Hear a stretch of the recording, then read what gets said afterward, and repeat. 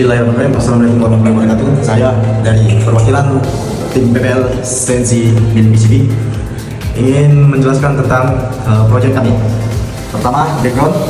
Itu tujuan dari tugas ini adalah untuk dapat membuat alat ukir layout rangkaian elektronika pada papan PCB atau yang disebut mesin CNC sehingga dapat memudahkan pekerjaan manusia dalam membuat layout dan mengurangi proses pembuatan layout biasa yang menggunakan pelarut, tembaga periktorida, dan proses lainnya.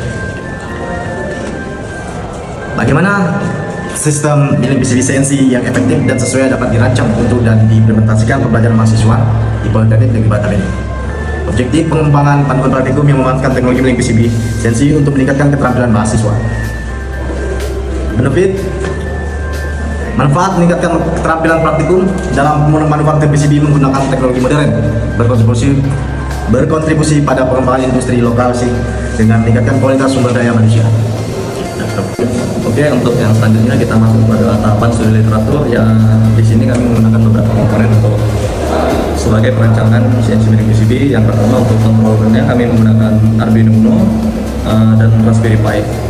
Dan untuk selanjutnya untuk di sini ada tombol, kami menggunakan emergency stop sebagai safety.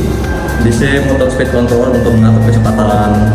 Baik, saya di sini akan melanjutkan presentasi PowerPoint CNC milik PCB. Di sini ada sistem kontrol desain.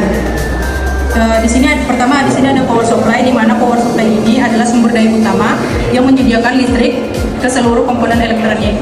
Kemudian ada emergency stop, di mana output dari emergency stop ini terhubung ke tombol merah besar. Ini adalah fitur untuk keamanan penting dalam menjalankan seluruh sistem. Kemudian ada Arduino Uno dan Seal CNC. Dari emergency stop kemudian dialirkan ke kontrol utama, masuk ke Arduino Uno dan Seal CNC terletak di tengah ini.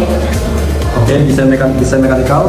Desain mekanikal mesin CNC milik PCB ini memiliki struktur 3 sumbu, yaitu X, Y, dan Z dengan dimensi kompak yaitu 38,2 cm kali 33,7 cm kali 14,7 cm yang cocok untuk kebutuhan laboratorium pendidikan. Rangka mesin dirancang menggunakan material ringan dan kokoh seperti aluminium profil dengan sistem rel untuk mendukung pergerakan halus pada tiap sumbu. Motor stepper digunakan untuk menggerakkan sumbu X, Y, dan Z, sementara spindle motor ditempatkan di bagian atas untuk mengukir jalur pada papan PCB. Meja kerja yang stabil memungkinkan pemasangan PCB dengan presisi dan keseluruhan desain disusun agar ergonomis serta mudah dioperasikan oleh mahasiswa dalam praktik manufaktur elektronik.